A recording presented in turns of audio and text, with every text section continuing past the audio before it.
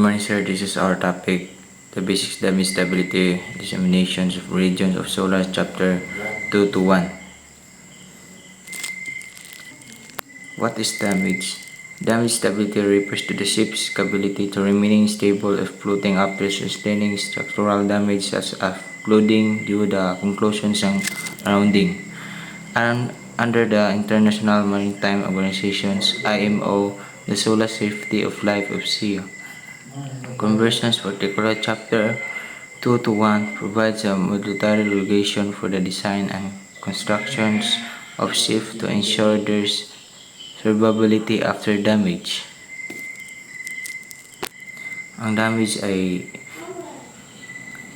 ang pagbisara ay magkakasira o pagkawala ng halaga o paggana ng isang bagay dahil sa aksidente ay paggamit o pagpinsala ng mga panahon or ng panahon. The next is a review of Solar Chapter 2 to 11. Solar Chapter 2:1 covers the constructions, subdivision, and stability of ship, with Part B1 significantly conclusions, one of stability after damage, and the main object is to ensure the ship can survive specific extent of loading due to damage and maintain sufficient stability of safeguard lives and vessels. Ang SOLAS Chapter 2 to 1 na pinapamagatang constructions is lakaturang paghahati-hati ng katatagang pakinarya ay mga istasyong elektrisidad ay isang mahalagang bahagi ng international conversations for the safety of life of SIA SOLAS.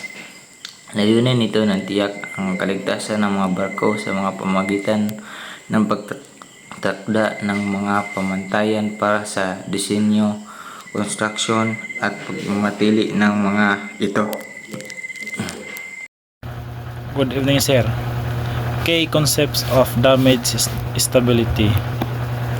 Ang pangunahing konsepto daw ng damage stability ay ang kakayahan ng isang barko na manatiling lumulutang at tatag kahit na may bahagi na nasira at nalubog. Watertight subdivision. Ships are divided into watertight compartments to limit flooding. Probabilistic damage stability. Modern SOLAS regulations use a probabilistic approach that evaluates a range of possible damage scenarios based on the ship's design.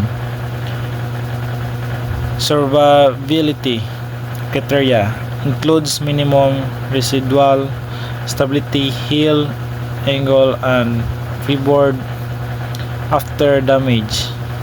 Stability parameters include rating, arm gauge, GM, metacentric height, an angle of heel, which must meet minimum standards post-damage. Damage stability criteria. A minimum required survival capability after damage is defined. The attained subdivision index A must meet or exceed the required subdivision index R. Compliance is typically verified using software simulations and physical testing.